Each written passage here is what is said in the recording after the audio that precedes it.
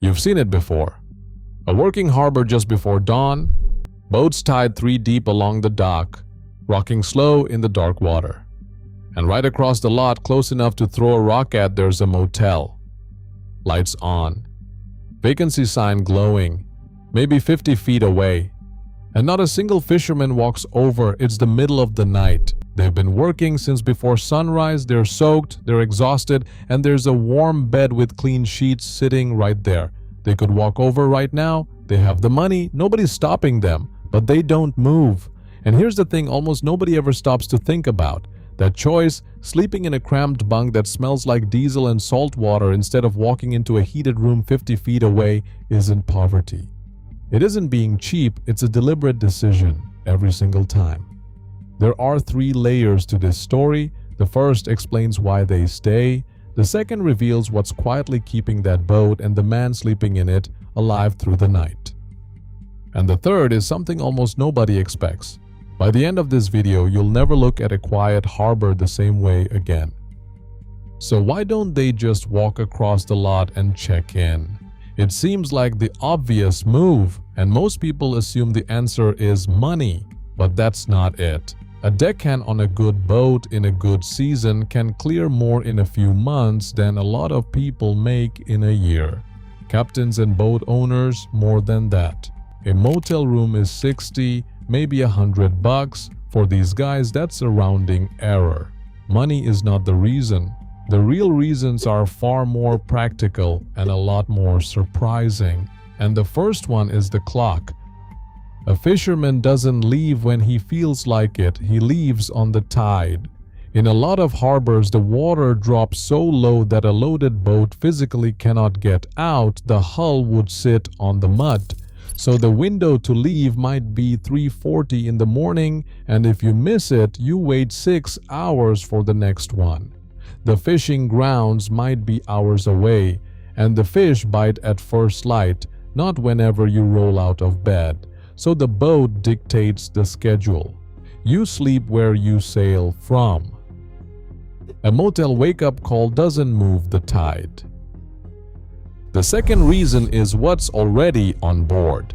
By the end of a trip, a boat can be holding thousands of pounds of catch, packed in ice or sitting in chilled, refrigerated seawater. That catch is the entire reason the boat exists, and the captain is responsible for it every single hour, including the hours he's asleep. If the ice melts, if a pump quits, if the temperature creeps up overnight, the whole hold can turn from a paycheck into garbage by morning. You don't leave that alone and walk across a parking lot, you stay close to it. But here's where it changes. Even if the tide didn't matter, even if the catch wasn't sitting there, most experienced fishermen still wouldn't go. Because of what the boat itself does when nobody's watching it. Here's something most people don't know about boats. They're always sinking. A little. All the time. Every boat in the water is taking on water somewhere. The shaft that turns the propeller runs through a seal that's designed to drip on purpose to stay cool. Rain comes in, spray comes over the rail, a loose fitting weeps. It's never a lot. On a normal night, it's nothing. Because down in the lowest point of the hull sits a bilge pump wired to a little float switch. Water rises, the float lifts, the pump kicks on, the water goes back over the side. You'll never even know it happened. But that pump runs on a battery, and that float switch is a cheap piece of plastic that can jam. If the pump fails, or the battery dies, or the switch sticks, nothing stops the water coming in. And boats don't sink dramatically at the dock. They just sit lower and lower. Until one morning somebody walks down to the harbor and there's a mast sticking up out of flat water where a boat used to be.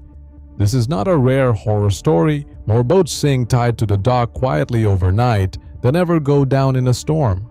And the only thing that catches it in time is a person on board who hears the bilge pump cycling too often and thinks, that's not right.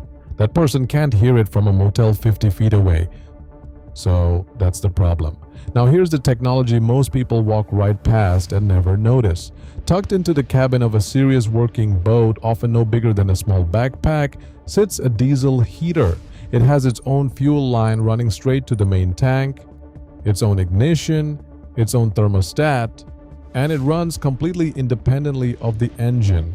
Brands like Webasto, Wallace, and Dickinson have been building these for decades, the same family of heaters used in trucks and military vehicles. It sips fuel, it runs all night, and it turns a cold steel or fiberglass box into something you can actually sleep in, even when it's freezing on deck. Pair that with the bilge pump, the high water alarm, and on a lot of boats an anchor alarm that screams if the GPS says you've started to drift, and the boat becomes something most people never realize it is: a small, self-contained life support system. Warm, dry, watching itself. But all of that protection only matters if there's a human on board to respond when one piece of it fails. Which brings us to the question nobody asks. What happens when it does? Picture this. It's 3 in the morning. You're not at the dock tonight. You're anchored in a quiet cove because the grounds are closed, and leaving at dawn was easier from here. The wind was a whisper when you went to sleep. Now it's not. It's come up hard out of the wrong direction, and somewhere in your sleep you hear it. The anchor alarm. Your anchor is dragging. The boat is moving toward the rocks slowly in the dark, and the only thing that fixes this is you on deck right now, starting the engine and resetting that anchor before the hull finds the bottom. If you're on the boat, you've got a fighting chance. If you're in a motel bed 50 feet of black water away with no dinghy and no way across, you wake up to a phone call telling you your boat is on the beach. Every fisherman knows that the boat doesn't care that you wanted a good night's sleep. The water doesn't negotiate. You stay close or you risk everything you own. So staying on board isn't toughness for its own sake. It starts long before the bad night ever comes, because surviving a rough night on the water begins with the work you do before you ever shut your eyes. Every experienced hand runs the same kind of checklist. The lines come first, doubling up the dock lines, easing the spring lines, leaving slack for the tide to rise and fall so the boat isn't hanging itself on a cleat by morning. Then the bilge, a quick look to make sure it's dry. And the pump actually cycles when you lift the float by hand. Then the fuel for the heater, because a heater that runs out at 2 a.m. wakes you up to a cold cabin and a long night. Then the weather, one more time, because the forecast at 9 p.m. is not always the forecast at 4 a.m. None of it takes long. All of it is the difference between a boring night and a disaster. And now here's the part that surprises everyone. Ask a fisherman who spent 1,000 nights in that bunk whether he'd trade it for the motel across the lot. Most of them will tell you no, and that answer stops people cold. The first reason is the motion. A boat at anchor rocks, slow and steady, the same rhythm all night long. People pay good money for machines that fake that feeling. Fishermen get it for free, and they'll tell you it's the deepest sleep they know. The second reason is the readiness. There's something that settles in a person's mind when they're already exactly where they need to be. No alarm across a parking lot, no fumbling for keys at 3 a.m. The boat is under you, the gear is stowed, and when the tide turns, you just go. And the third is harder to put into words. It's the silence.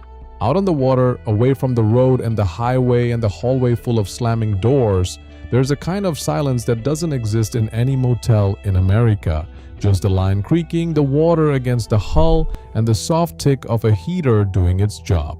So the next time you drive past a harbor at night and see those dark boats rocking at the dock with a warm motel glowing right across the water, understand what you're actually looking at.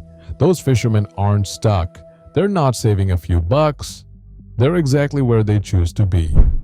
Warm, ready, and most of them sleeping better than you are. Now, I want to hear from you. If you've ever spent a night on a boat, was it the best sleep of your life or the worst? And if you're watching this from dry land right now, would you take the bunk or the motel? Drop it in the comments I read every single one. If you learned something today, hit that like button.